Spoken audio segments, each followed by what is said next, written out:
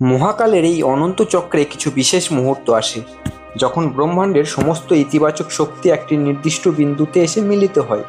আপনি কি জানেন, এই পবিত্র শ্রাবণ মাসে এমন একটা বিরল মহাজাগতিক সংযোগ তৈরি হয়েছে যা একজন মানুষের ভাগ্যকে রাতারাতি পরিবর্তন করে দেওয়ার ক্ষমতা রাখে। যদি আপনার রাশি হয় মেষ অথবা সিংহ, তবে জানবেন মহাদেবের এক ফোঁটা কৃপা পাওয়ার জন্য যুগ যুগ ধরে যে তপস্যা করতে হতো, এই শ্রাবণ মাসের একটি মাত্র সোমবারে তা আপনাদের হাতের মুঠোয় চলে এসেছে। এমন এক গোপন বিধান, এমন এক প্রাচীন শক্তি যা সঠিক নিয়মে সম্পাদন করতে পারলে অতি সাধারণ মানুষও পৌঁছে যেতে পারে সাফল্যের সর্বোচ্চ শিখরে। তবে তার আগে এখনই টাইপ করুন জয় দেবাদিদেব মহাদেবের জয়। কিন্তু কি সেই রহস্যময় শক্তি? কিভাবে মহাদেবের মাথায় মাত্র এক ঘটি গঙ্গা জল অর্পণ করলে খুলে যেতে পারে আপনার জীবনের বন্ধ হয়ে থাকা সমস্ত দরজা? আজ হিন্দুত্বের মান চ্যানেলে আমি ইন্দ্রজিৎ আচার্য আপনাদের সামনে উন্মোচন করতে যাচ্ছি শ্রাবণ মাসের সেই মহাগোপন সত্য, যা হয়তো আপনার জীবনকে চিরতরে বদলে দেবে। সনাতন ধর্মে শ্রাবণ মাস কেবল একটি ঋতু পরিবর্তনের সময় নয়, এটি হলো দেবাদিদেব মহাদেবের পরম আরাধনার মাস। পুরাণে বর্ণিত আছে, সমুদ্র মন্থনের সময় যখন সরাচর বিশ্ব ধ্বংসকারী কালকূট বিষ উদ্গীরণ হয়েছিল, তখন সৃষ্টিকে রক্ষা করতে মহাদেব সেই বিষ নিজের কণ্ঠে ধারণ করেছিলেন। বিষের তীব্র জ্বালায় যখন সমগ্র ব্রহ্মাণ্ড কম্পিত হচ্ছিল, তখন দেবতারা মহাদেবের দেবত্ব ও শরীর শীতল করার জন্য তার মস্তকে নিরন্তর গঙ্গার জল অর্পণ করেছিলেন। সেই থেকেই শ্রাবণ মাসে মহাদেবের মাথায় জল ঢালার এই পরম পবিত্র প্রথা চলে এসেছে। কিন্তু এই শ্রাবণ মাস মেষ ও সিংহ, এই দুই অগ্নিরাশির জাতক জাতিকাদের জন্য অত্যন্ত অদ্ভুত এবং প্রভাব বিস্তারকারী।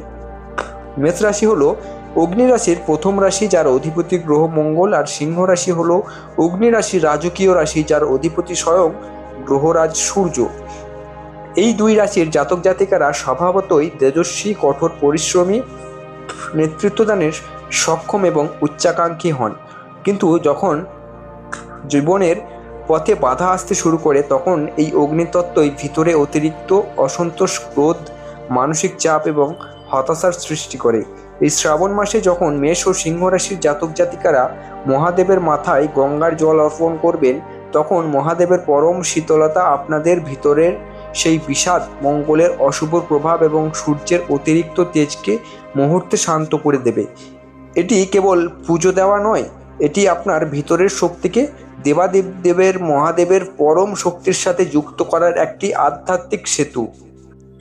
এখন প্রশ্ন আসে, এই অলৌকিক কৃপা লাভের জন্য সেই গঙ্গা জল আপনি কিভাবে এবং কোথা থেকে সংগ্রহ করবেন? মনে রাখবেন, মহাদেবের ভক্তিতে কোনো ভেজাল চলে না। আপনার প্রথম কাজ হবে একটি সম্পূর্ণ পবিত্র উৎস থেকে গঙ্গার জল সংগ্রহ করা।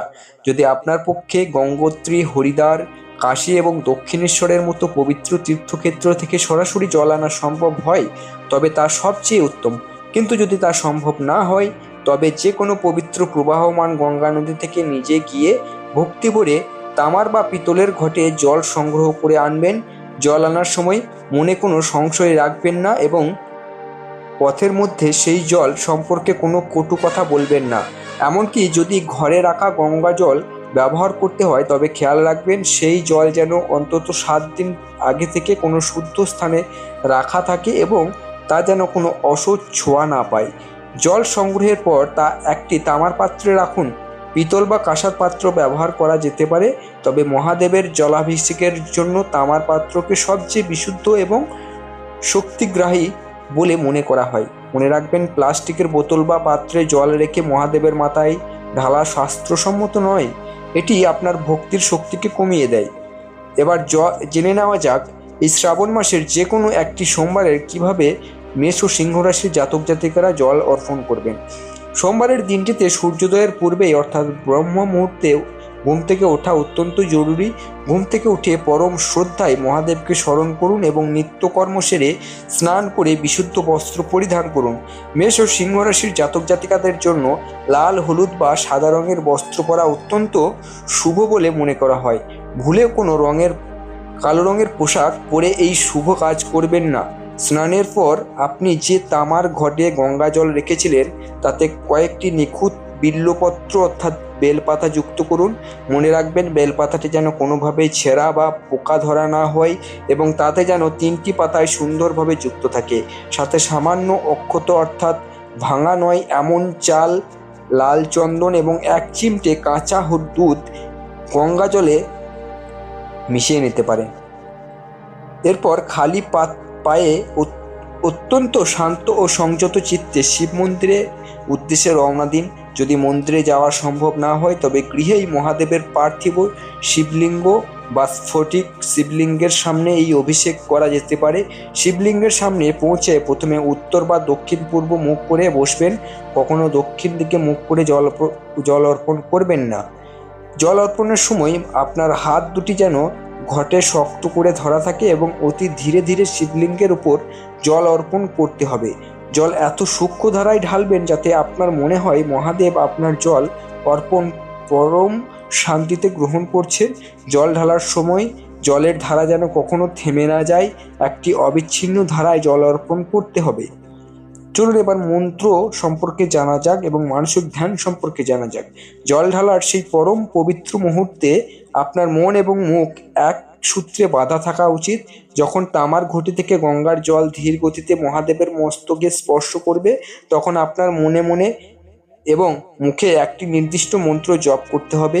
মেষ রাশির জাতক জাতিকারা জপ করবেন ওং অঘোরায় নমঃ এবং সিংহ রাশির জাতক জাতিকারা জপ করবেন ওম নমঃ শিবায় অর্থাৎ মহামৃত্যুঞ্জয় মন্ত্রও জপ করতে পারেন। ওং ত্র্যম্বকম ইয়াজামহে সুগন্ধিম পুষ্টিবর্ধনম উর্বাহ রুকামেব বন্ধনন মৃত্যুর মুক্সি ইয়ামামৃতাৎ।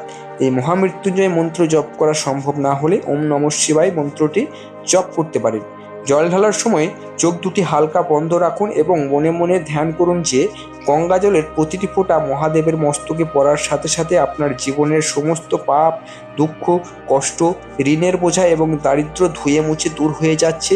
আপনার ভিতরের সমস্ত রাগ, ভয়, অহংকার এবং দুশ্চিন্তা গঙ্গা জলের ধারায় বিসর্জিত হয়ে মহাদেবের চরণে বিলীন হচ্ছে। জল অর্পণ শেষ হওয়ার পর সেই পাত্রে জমে থাকা সামান্য জল নিজের মাথায় ও চোখে ছিটিয়ে দিন এবং প্রসাদ হিসেবে গ্রহণ করুন। এটি আপনার শরীর ও মনকে এক অপূর্ব অলৌকিক শক্তিতে ভরিয়ে দেবে।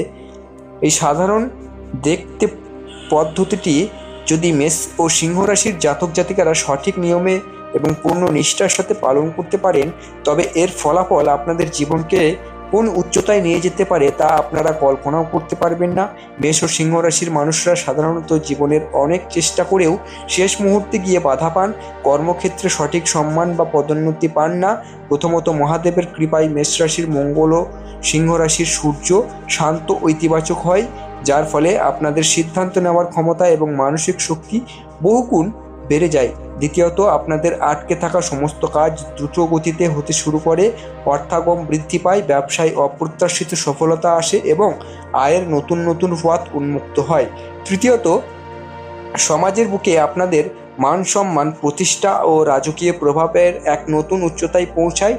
যারা দীর্ঘদিন ধরে মারাত্মক শারীরিক এবং মানসিক কষ্টে ভুগছিলেন তারা এক অদ্ভুত আরোগ্য লাভ করতে শুরু করেন। জীবনের সবচেয়ে বড় বাধাগুলো মহাদেবের বরদানে মিটে যায় এবং আপনারা সাফল্যের শিখরে পৌঁছান যা এতদিন কেবল স্বপ্ন বলে মনে হতো। শ্রাবণ মাস হলো কৃপা বর্ষণের মাস আর মহাদেব হলেন আশুতোষ, যিনি অতি সামান্য ভক্তিতেই তুষ্ট হন, কিন্তু সেই ভক্তি হতে হবে নিঃস্বার্থ এবং নিখাদ। এই পবিত্র শ্রাবণ মাসের সুযোগ বারবার আসবে না। যদি আপনি মেষ বা সিংহ রাশির জাতক বা জাতিকা হয়ে থাকেন তবে এই শুভ সময় হাতছাড়া করবেন না। শ্রাবণের যে কোনো একটি সোমবার পূর্ণ বিশ্বাস নিয়ে দেবাদিদেবের মহাদেবের শরণাপন্ন হন, গঙ্গা জল অর্পণ করুন এবং পরম শান্তিতে মন্ত্র জপ করুন। আপনি নিজেই অনুভব করতে পারবেন কিভাবে আপনার ভাগ্য আপনার পক্ষে কথা বলতে শুরু করছে। মহাদেবের কৃপা সর্বদা আপনার পরিবারের উপর বজায় থাকুক। ভিডিওটি যদি আপনার হৃদয় স্পর্শ করে থাকে এবং আপনি যদি মহাদেবের পরম ভক্ত হন তবে কমেন্টে অতি অবশ্যই লিখুন জয় মা ভদ্রকালী এবং হর হর মহাদেব। আপনার একটি ইতিবাচক বার্তা অন্য কোনো মেষ বা সিংহ রাশির জাতক জাতিকাদের জীবনের আলো জ্বালিয়ে দিতে পারে। সনাতন ধর্মের এমন পরম গুহ এবং আধ্যাত্মিক সঠিক সময়ে পেতে আমাদের চ্যানেলটিকে সাথে থাকুন এবং ভালো থাকুন, সুস্থ থাকুন এবং মহাকালের কৃপা ধন্য হন। আজ এখানেই বিদায় নিচ্ছি। আমি আপনাদের ইন্দ্রজিৎ আচার্য, হিন্দুত্বের মান চ্যানেলের পক্ষ থেকে নমস্কার। হর হর মহাদেব।